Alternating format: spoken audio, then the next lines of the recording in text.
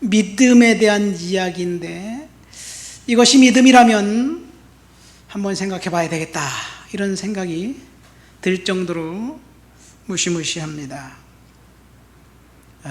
믿음 때문에 환난과 고난과 역경을 당했다. 그래도 믿음을 지켰다. 그래서 이런 사람들은 세상이 감당하지 못한다. 그래서 세상이 감당하지 못할 믿음에 대한 이야기를 한번 생각해 보면서 은혜를 나누려고 합니다. 히브리서 11장은 믿음장이라고 합니다. 여기에는 아벨로부터 시작해서 에녹, 노아, 아브라함, 이삭, 야곱 쭉 믿음의 사람들의 이야기가 열거되어 있습니다. 이 사람들의 이야기를 읽다 보면 그들은 우리와 다른 특별한 사람이야, 이렇게 생각이 듭니다. 그렇죠. 뭔가 좀 특별한 사람입니다. 뭔가 성취한 사람입니다. 그래서 사람들이 그들의 믿음을 칭송하고 있습니다. 아들을 죽여서 바쳐라는 그 명령을 받았을 때 아브라함은 순종했는데, 그 사람은 특별한 사람이니까 그렇게 했고, 우리는 그렇게 할 수 없을 것 같은 그런 생각이 들면서 살짝 낙심도 되기도 합니다. 근데 오늘 믿음장을 결론 지으면서 32절부터 34절, 특별히 32절에 보면 또 다른 특별한 믿음의 사람 6명의 이름을 언급하고 있습니다. 32절 말씀 보세요. 내가 무슨 말을 더하리요? 기드온, 바락, 삼손, 입다 및 다윗과 사무엘, 그와 같은 사람들을 이야기하려면 내가 시간이 부족하다, 그런 이야기를 하면서 그들은, 우리 한번 읽어볼까요? 33절 34절 읽겠습니다. 그들은 믿음으로 나라들을 이기기도 하며 의를 행하기도 하며 약속을 받기도 하며 사자들의 입을 막기도 하며 불의 세력을 멸하기도 하며 칼날을 피하기도 하며 연약한 가운데서 강하게 되기도 하며 전쟁에 용감하게 되어 이방 사람들을 진을 물리치기도 하며, 여기 보면 대단한 일을 행했습니다. 무언가 큰 일, 커다란 일을 행했습니다. 특별한 일을 했습니다. 그런데 이 믿음의 영웅들 6명 중에 우리의 고개를 갸우뚱하게 만드는 사람이 있어요. 그 사람도 그렇게 대단한 일을 했을까? 큰 일을 했을까? 그런 생각이 드는 사람이 있습니다. 누굴까요? 목사님이 그렇게 말하니까 그런 사람이 있나? 이렇게 생각되지만 전혀 그런 생각이 안 듭니까? 이 기드온, 바락, 삼손, 입다, 사무엘, 다윗, 이 사람들은 사사시대에 활동했던 사람들입니다. 물론 다윗 왕은 사사시대에 활동했던 사람이 아니죠. 사무엘이 마지막 사사니까. 누군가 한 명이 있습니다. 그 사람이 누굴까요? 먼저 기드온이라는 사람을 보면 우리는 기드온과 300용사라는 그 이야기를 통해서 잘 알고 있습니다. 기드온이 300명을 가지고 10만 명이 넘는 미디안 사람들과 전쟁에서 이겼다는 이야기잖아요. 전략과 전술을 가지고, 무기를 가지고 이긴 것이 아니라 항아리에 횃불을 감춰놓고 나팔을 불면서 이겼어요. 그것이 사사기에 나와 있는 사사입니다. 6장, 7장, 8장에 나와 있습니다. 이 기드온이라는 사람이 굉장히 유명하기 때문에 국제 기드온 협회라는 그런 선교단체를 만들어서 군 부대, 그 호텔, 감옥 이런 데 성경을 이제 그 도네이션 하는 그런 선교단체가 있습니다. 우리나라에도 유명한 호텔엔 다 기드온 선교단체에서 후원한 성경책이 있습니다. 특별히 미국, 캐나다에 보면 조그만 모텔 같은 데 다 성경책이 있어요. 여행에 지친 사람들이 잠들기 전에 성경을 보고 심신의 위로를 얻고 주님을 만났으면 좋겠다 생각해서 특별히 비즈니스하는 성도들이 성경을 만들어서 배포합니다. 기드온입니다. 삼손 이야기는 어떤가요? 우리 삼손 이야기 다 알고 있습니다. 삼손과 들릴라는 영화에도 나왔지요. 굉장히 유명한 이 사사지요. 그래서 사사기의 중심 인물은 사실 삼손과 기드온입니다. 입다라는 선지자는, 사사는 불행한 출생의 비밀을 갖고 있었던 그런 사람입니다. 서자였습니다. 그렇지만 그가 민족의 지도자로서 두각을 나타냈던 사사였습니다. 다음 다윗과 사무엘은 말할 것도 없이. 그러면 제가 누구를 설명 안 했나요? 입다라는 사람입니다. 바락이라는 사람입니다. 바락은 좀 생뚱맞아요. 여기에 등장할 수 없는 인물과 같습니다. 왜 그러냐면 바락은 사사가 아니기 때문에 그렇습니다. 바락은 그 엑스트라입니다. 바락 이름 대신 누가 들어가야 되냐면 사실은 드보라라는 여사사가 들어가야 합니다. 근데 드보라를 빼고 바락의 이름을 넣습니다. 바락은 사실은 남성 우월 시대에 여자 리더 밑에서 철저하게 섬겼던 섬김과 희생의 사람이었습니다. 그가 활동하던 시대에, 디보라가 활동하던 시대에 전쟁이 있었습니다. 이 전쟁이 있었는데 그 전쟁에 나가서 드보라 사사가 네가 전쟁에 나가서 싸워라. 그러니까 바락이 당신이 나가지 않으면 나는 안 나가겠다고. 그래서 그래? 그러면 내가 너와 함께 있을 테니 염려하지 말고 전투에 나가서 싸워라. 그런데 네가 전쟁에 나가 싸워서 승리할 것이지만 공은 다른 사람이 취하게 될 거다. 그런 이야기를 합니다. 그래서 그 바락이 전쟁에 나가서 승리했습니다. 그래서 이겼습니다. 그런데 사실 적장을 죽인 사람은 또 다른 이름 없는 여성이었습니다. 바락의 이름을 왜 거기다 넣어놨을까 생각해 보니까 오늘 저와 여러분들에게 은혜를 주시는 거예요. 이 세상은 보통 사람들이 성공하기 힘든 세상입니다. 옛날에는 노력만 하면 그래도 개천에서 용났다 그런 말도 성립이 됐어요. 그러나 오늘날은 그런 기회조차 상실한 것 같습니다. 그래서 흙수저로 태어나면 철저하게 무시당하다가 이름 없이 살아갈 수밖에 없는 그런 환경, 오늘날 우리 사회인 것 같아요. 그래서 이름만 되면 알 수 있는 유명한 대학 교수가 자기의 자녀들을 위해서 이 스펙을 조작하고 그렇게 했지 않아요? 어쩌면 성공과 출신 성분에 의해서 판가름 난다는 그 사실 때문에 불평등한 사회의 피해자가 아닐까 이런 생각도 해보게 됩니다. 이 세상은 오직 승자만을 위한 세상이 되어버렸습니다. 그래서 승자 독식이라는 말이 생겼어요. 특별히 미국 그 신자유주의 그 경제 체제 하에서는 승자 독식이 맞습니다.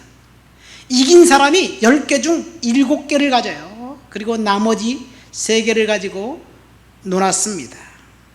이것이 승자 독식이에요. 특별히 프로스포츠 세계에서는 확실히 더합니다. 구단 전체 연봉을 특별한 한 사람이 한 70% 정도를 가져가고요. 그리고 나머지 30% 가지고 나머지 선수들이 나눠 갔는데 그 30% 선수들도 자기들이 조금 받았다고 결코 불평불만을 토로하지 않습니다. 왜냐하면 그 금액도 엄청난 금액이기 때문에 그렇습니다. 대형급 선수 옆에 있어야 자기 자신의 존재가 부각되고 언젠가 기회가 올 수 있기 때문에 그래요. 그것이 지극히 당연합니다. 기업에서는 탁월한 CEO 한 명을 스카우트하면서 각종 혜택을 줍니다. 1990년대 그 마이클 조던이라는 그 농구 선수가 있었어요. NBA 굉장히 유명한 선수였습니다. 제가 유학 시절에 활동했던 사람인데, 그 사람이 NBA에서 활동하면서 그 사람이 갖고 받았던 연봉이 인도네시아에서 나이키 신발 만드는 18,000명의 근로자 연봉보다 많았어요. 지금은 조금 달라졌습니다만 미국의 빌 게이츠는 45살 때 40세가 되기 전에 150억 달러의 재산을 갖고 있었는데, 그 재산은 그가 갖고 있었던 한 사람의 재산이 미국의 국민 1억 6천만 명이 갖고 있는 재산보다 많았습니다. 어쨌든 승자 독식 세상입니다. 이 세상은 온전히 승자에게 맞춰져 있습니다. 승자에게 더 많은 기회를 주고 승자에게 기회와 돈과 모든 것들이 집중돼서 이 보통 평범한 사람들은 살아가기 빡빡한 세상에 되어버렸습니다. 이런 세상에서 모두가 다 승자에게 열광하는 세상에서 하나님은 승자가 아닌 패자, 승자가 아닌 일반 평범한 바락이라는 사람의 초점을 맞추어서 오늘 본문에 기록되어 있었다는 것. 그래서 바락이 믿음의 영웅 중에 한 사람의 이름으로 그의 이름이 열거됩니다. 그는 철저한 이인자였습니다. 그는 섬기는 사람이었습니다. 그가 전쟁에서 공을 세웠으나 진짜 공은 다른 사람이 차지했습니다. 그런데 훗날 하나님께서는 이 무명의 사람의 믿음을 높이 평가하면서 그도 믿음의 영웅 중 한 사람이라고 평가하고 있습니다. 보통 사람들인 우리들 역시 하나님을 신뢰하고 믿음으로 살아간다면 세상에서는 성취, 세상에서는 성공, 세상에서는 뭔가 얻을 수 없지만 하나님께서 우리의 믿음의 행동에 대해서 은혜와 복을 내려주실 줄을 믿습니다. 보통 사람으로 탁월한 믿음을 소유했던 그 사람이 오늘 말씀의 제목처럼 세상이 감당하지 못할 믿음의 사람이라는 이야기예요. 저와 여러분들을 향한 하나님의 관심은 바락처럼 하나님을 향한 믿음을 갖고 있는 사람에게 있습니다. 누구나 화려한 성공을 좋아하고 공적을 세우고 출세하기를 좋아합니다. 그러나 바락은 그런 것에 관심이 있는 것이 아니라 오직 민족에게, 자신들의 민족, 억울함당하고 고난당하고 전쟁에서 황폐된 그 민족들, 그 사람들만 생각했고 하나님 앞에 순종하기만을 생각했어요. 그래서 바락의 공적을 사람들은 인정해 주지 않아도 하나님이 훗날 인정해 주신 것 같습니다. 성경은 순종이 제사보다 낫다고 이야기합니다. 하나님께서 순종하는 탁월한 사람들, 그 사람들을 믿음의 사람들이라고 이야기하는 거예요. 저와 여러분들에게 지금 순종하는 믿음의 사람인가? 라고 묻고 있습니다. 지그 지글러라는 사람이 쓴 See You at the Top이라는 책이 있습니다. 그 책에 보면 빅터라는 사람의 이야기가 나옵니다. 빅터가 15살이었는데 선생이 빅터에게 이렇게 얘기했어요. 야, 너는 공부에는 소질이 없어. 빨리 공부를 그만두고 장사나 해서 네 살 길이나 찾아봐라. 그렇게 얘기를 했어요. 결코 너는 학업을 마칠 수가 없어. 너 지능이 떨어져. 저능아야. 뭐 이런 얘기를 한 거예요. 그러니까 이 빅터가 선생님 말을 듣고 자신은 전능한 줄 알았던 거예요. 그래서 17년 동안 온갖 잡일을 하면서 비참하게 살았습니다. 근데 32살 어느 때인가 우연한 기회에 자기가 전능한 줄 알았는데 IQ 테스트를 받았어요. IQ 테스트를 받았더니 그 사람의 IQ가 161이라는 놀라운 결과를 알게 되었어요. 자신이 그동안 전능한 줄 알았는데 알고 봤더니 천재였다는 이야기예요. 상상도 못할 일이 자신에게 벌어진 거예요. 전능하라고 믿었을 때는 전능아처럼 살았고 전능아처럼 비참하게 살았습니다. 그런 존재였어요. 근데 자신이 천재라는 사실을 안 순간 그의 행동은 변했습니다. 천재처럼 행동하기 시작했고 천재처럼 말했고 천재처럼 책을 읽었고 천재처럼 연구해서 특허를 냈습니다. 그래서 결국 성공적인 기업가가 됩니다.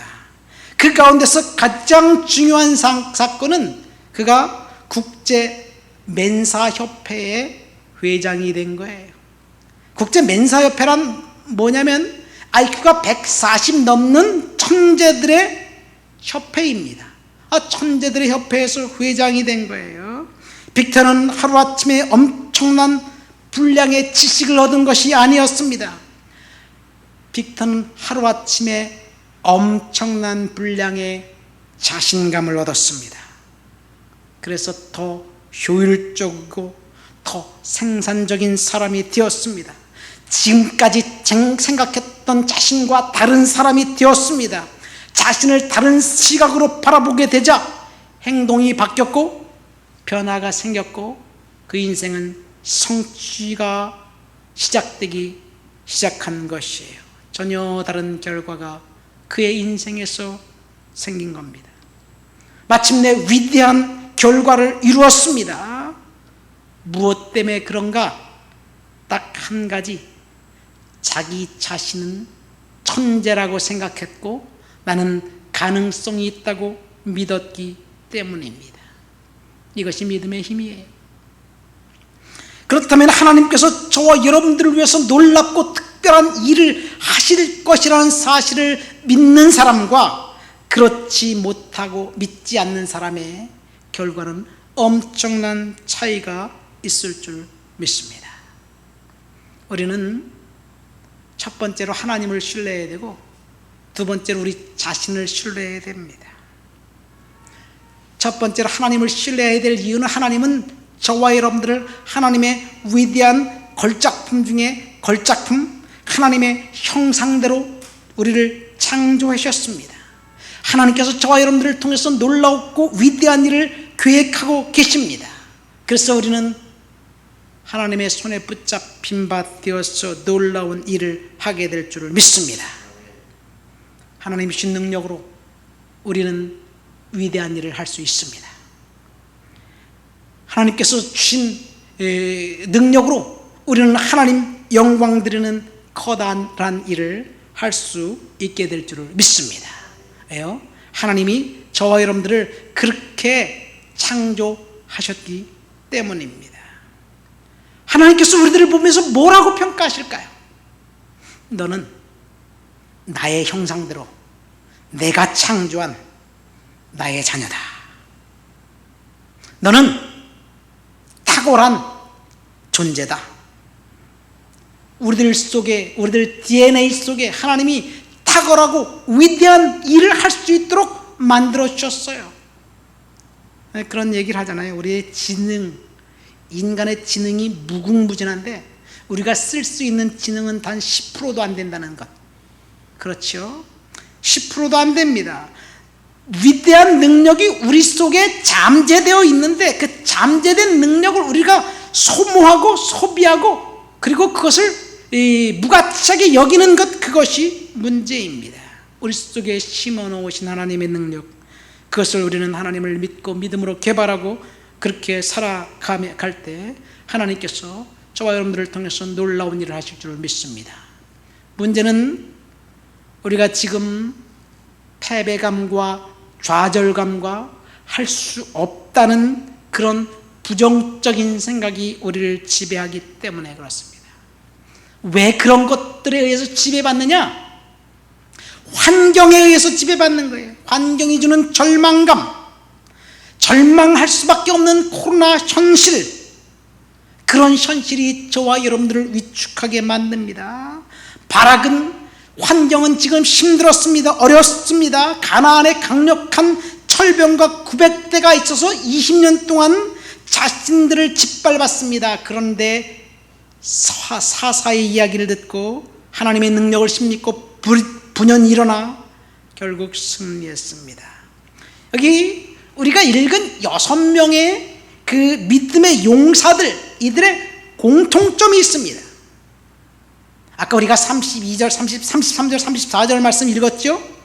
그들은 믿음으로 이겼고 믿음으로 의를 행했고 믿음으로 약속을 받았고 사자들의 입을 막았고 불의 세력들을 멸망시켰고 칼날을 피했고 그리고 연약한 가운데 강하게 되었다라고 본문 33절과 34절에 이야기합니다. 그들은 전쟁에서 이겼습니다. 믿음으로 이겼습니다. 이 사람들이 이겼던 이유는 강력한 믿음을 갖고 있었기 때문에 그 믿음으로 이겼어요. 그런데 이 6명에게 딱 한 가지 공통점이 있었습니다. 그 공통점이 뭘까요? 그들의 믿음이 빛났고 그들이 이길 수 있었던 이유, 그 이유는 그들이 살던 시대가 불행한 시대였다는 거예요. 그들이 불행한 시대였기 때문에, 그들이 살고 있었던 시대가 불행했기 때문에 그들의 믿음이 빛났고 그들의 행적이 고귀해졌습니다. 그러니까 불행한 시대가 사람들을 영웅으로 만든 거예요.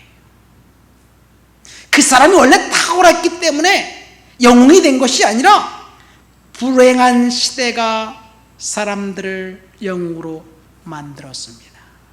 불행한 시대에 어떤 마음 자세로 살아가느냐에 따라서 저와 여러분들의 인생이 바뀝니다.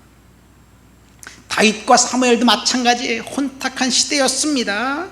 우리가 살고 있는 시대, 지금 코로나가 강타해서 누구나 위기의 시대라고 이야기합니다. 그렇지요. 힘든 시기를 보내고 있습니다. 교회도 그렇고 비즈니스하는 사람들도 마찬가지입니다.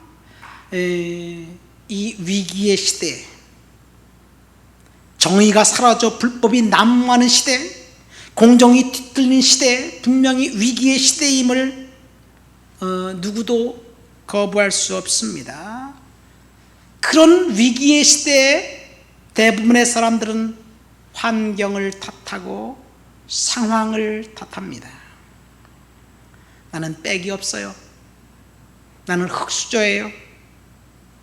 부모가 밀어주지 않네요. 수많은 이유가 우리들의 발목을 잡고 그리고 합리화시키고 정당화시킵니다. 그리고 그것은 핑계할 수 없는 사실입니다. 그러나 믿음의 사람들은, 여러분, 믿음이라는 것은 눈에 보이지 않는 것, 손에 잡히지 않는 것을 우리의 눈으로 보고 우리의 손으로 잡는 것이, 그리고 그렇게 행동하는 것이 믿음이에요. 다시 말씀드립니다. 믿음은 눈에 보이지 않는 것을 보는 것처럼, 손에 잡히지 않는 것을 잡히는 것처럼 보고 잡고 그렇게 행동하는 것, 그것이 믿음입니다. 믿음을 다른 말로 하면 신뢰하는 것이에요. 신뢰. 누구를 신뢰하느냐? 하나님을 신뢰하는 것입니다. 사람들은 사실 신뢰의 대상이 못 돼요. 사람들은 내가 잘 되면 나에게 내 수준만큼 대해주는 거예요. 그래서 사람들의 인간관계는 철저하게 기브앤테이크의 관계예요. 내가 준 것만큼 상대방이 줍니다. 내가 안 주면 상대방이 안 줘요. 그러나 하나님은 기브앤테이크의 관계가 아닙니다. 하나님을 신뢰하면 하나님을 믿으면 하나님께서 불가능한 것을 가능하게 해주실 줄 믿습니다. 우리에게 필요한 것은 하나님을 신뢰하고 하나님을 믿는 것, 하나님을 인정하는 것, 이것이 필요합니다. 이 6명의 사람들에게 공통점은, 그들이 믿음의 영이라고 칭송받을 수밖에 없는 공통점은, 그들이 살던 시대가 혼탁한 시대였고 힘든 시대였기 때문에 그렇습니다. 우리들 시대도 마찬가지예요. 더 어렵고 더 힘들고 더 절박한 시대로 치닫고 있습니다. 그러나 그런 시대에 하나님은 믿음의 사람들을 찾고 계신다는 사실, 이것이 오늘 말씀을 통해서 주는 교훈입니다. 어린 아이들이 좋아하는 영화, 만화 영화, 옛날 우리 아이들이 캐나다에 있을 때 비디오를 사서 이렇게 여러 번 보기도 했어요. 알라딘의 요술램프라는 그런 만화 영화가 있습니다. 거기에 보면 정략 결혼을 피해 도망쳤다가 가난한 떠돌이 알라딘의 피난처로 숨어 들어간 자스민 공주가 있습니다. 자스민 공주는 지금 왕의 그 군대를 피해 도망 다닙니다. 결국 포위당하고 맙니다. 오도 가도 못하는 건물 꼭대기에서 지금 있습니다. 이제 잡힐 수밖에 없어요. 그런데 알라딘이 자스민 공주에게 묻죠. 뭐라고 묻냐면 Do you trust me? 너 나를 신뢰하냐? 그러니까 Yes, I do. 나는 너를 신뢰한다. 그래? 그럼 뛰어내리자. 그리고 이 알라딘이 그 자스민 공주를 안고 그 건물 꼭대기에서 뛰어내려요. 그러니까 도망가잖아요. 만화 영화니까 가능합니다. 인간은 신뢰할 것이 못 돼요. 그러나 여기서 우리가 알 수 있는 것 딱 한 가지, 하나님을 신뢰한다는 것이 바로 그것. Do you trust me? 그러면 Yes, 내가 하나님을 신뢰합니다. 그리고 하나님께 내 몸을 맡기면 하나님께서 저와 여러분들의 인생을 새롭게 갖고 주실 줄을 믿습니다. 아까 말했듯이 믿음은 눈에 보이지 않는 것, 손에 잡히지 않는 것, 그러나 주님을 신뢰하고 주님을 주신 것처럼 눈에 보고 손으로 잡는 것처럼 행동하는 것입니다. 이것이 믿음의 영웅들의 이야기예요. 그런데 이 믿음의 영웅들의 그 행동을 어떻다고 이야기하느냐? 오늘 본문 35절, 36절 말씀, 38절까지 우리 한번 읽어볼까요? 다 같이 한번 읽어보시겠습니다. 여자들은 자기의 죽은 자들을 부활로 받아들이기도 하며, 또 어떤 이들은 더 좋은 부활을 얻고자 하여 심한 고문을 받되 구차히 풀려나기를 원하지 아니하였으며, 또 어떤 이들은 조롱과 채찍질 뿐 아니라 결박과 옥에 갇히는 시련도 받았으며, 돌로 치는 것과 톱으로 켜는 것과 시험과 칼로 죽임을 당하고 양과 염소의 가죽을 입고 유리하여 궁핍과 환난과 학대를 받았으며, 이런 사람은 세상이 감당하지 못하느니라. 그들이 광야와 산과 동굴과 토굴에 유리하였느니라. 믿음 때문에 온갖 시련과 고난과 역경을 감당했던 사람들의 이야기를 열거하고 있습니다.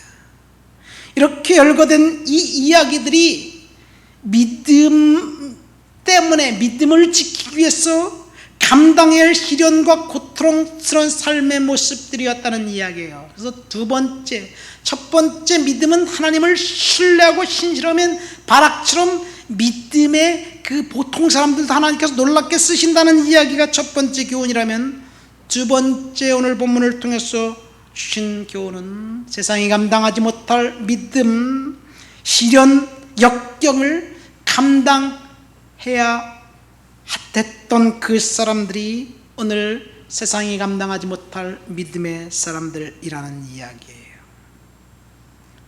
우리가 믿음을 갖고 있기 때문에 이런 일을 감당하라고 한다면 과연 우리가 하나님 앞에 아멘하고 화답할 수 있을까?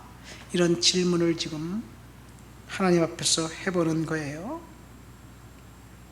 여기서 한 가지 중요한 것은, 그들이 이 세상에서 자신들이 원하는 것들을 얻지 못했지만 그러나 하나님 앞에서 마지막 은혜를 간구하면서 하나님이 주실 그날을 기대하고 살았다는 이야기예요. 어쩌면 오늘날 우리 시대는 믿음이 혼동된 시대에 살고 있습니다. 1980년대 미국에서 이 번영신학이라는 신학이 풍조가 있었습니다. 웰스 띠올로지라는 이야기예요. 부의 신학입니다. 한마디로 말해서 하나님은 당신이 건강하고 부자가 되기를 원한다. 주님과 동행하고 있다면 하나님이 당신에게 평강을 주실 것이고 당신이 직업이 번영할 것이고 당신이 만약 병을 앓는다면 그 질병을 거절해야 된다. 그리고 하나님에 대한 믿음을 더 키워야 된다. 만약 당신이 곤란한 시기에 접어들었다면 그것은 하나님을 불신하고 있다는 증거다. 이런 생각들이 성도들의 가슴에 한때 불을 질렀습니다. 이렇게 믿는 사람들, 고난과 고통을 생각할 수 있을까? 믿음은 언제나 양면성을 갖고 있습니다. 사실은요, 히브리서 11장이 지금 믿음장이라고 이야기하고 있는데 믿음으로 뭔가 성취했다. 사실 우리가 오늘 읽은 말씀, 이 믿음장 6명의 마지막 결론을 내면서 그들은 뭔가 성취했다는 것을 이야기해요. 그런데 이 히브리서 11장을 쭉 보면 성취했다는 이야기보다는 사실은 오늘 우리 38절, 39절, 40절 말씀을 한번 읽어봅시다. 본문 39절, 40절, 이것이 히브리서 믿음장의 결론입니다. 이 사람들은 다 믿음으로 말미암아 증거를 받았으나 약속된 것을 받지 못하였으니 이는 하나님이 우리를 위하여 더 좋은 것을 예비하셨은즉 우리가 아니면 그들로 온전함을 이루지 못하게 하려 하심이라. 여기서 보면 약속된 것을 받지 못했다라고 이야기하고 있습니다. 그 앞에도 보면 아브라함은 약속된 것을 받지 못했다라고 이야기를 해요. 아브라함에게 약속해 주신 것이 뭐냐면 땅과 자녀예요. 땅과 자녀. 근데 아브라함에게 땅과 자녀를 약속했는데 아브라함에게 자녀가 몇 명이 있었나요? 약속의 자녀 오직 이삭 딱 한 명이죠. 근데 사실은 아브라함에게는 이삭 외에도 7명의 아들이 더 있었어요. 우리가 잘 아는 이스마엘도 그렇고요. 창세기 25장에 보면 후처 그드라를 통해서 6명의 아들을 또 낳습니다. 근데 그 사람들은 약속의 자녀들이 아니에요. 땅과 자녀를 하나님이 약속했는데 아브라함 생전에 그가 얻은 땅은 그 안에 사라를 위해서 매장지인 막벨라 굴, 그 무덤만 자기 소유였어요. 그리고 아브라함 생전에 땅 한 평 없었습니다. 이삭도 땅이 없었고요. 그 다음에 야곱도 땅이 없었습니다. 물론 이삭과 야곱이 그 들판에서 양을 치면서 막대한 땅을 소유하고 있었어요. 근데 그것이 하나님이 그것을 약속으로 주기로 결정한 것은 400년 후에 출애굽하고 난 다음에 가나안 땅을 정복하면서 그 땅을 받습니다. 그러니까 우리의 약속이라는 것, 언약이라는 것, 축복이라는 것, 사실은 우리가 지금 받아 누리는 것이 진짜 축복일까? 뭐 그럴 수도 있지만 그것 넘어라는 이야기예요. 그렇다고 아브라함이 축복받지 못했다라고 누가 이야기할 수 있습니까?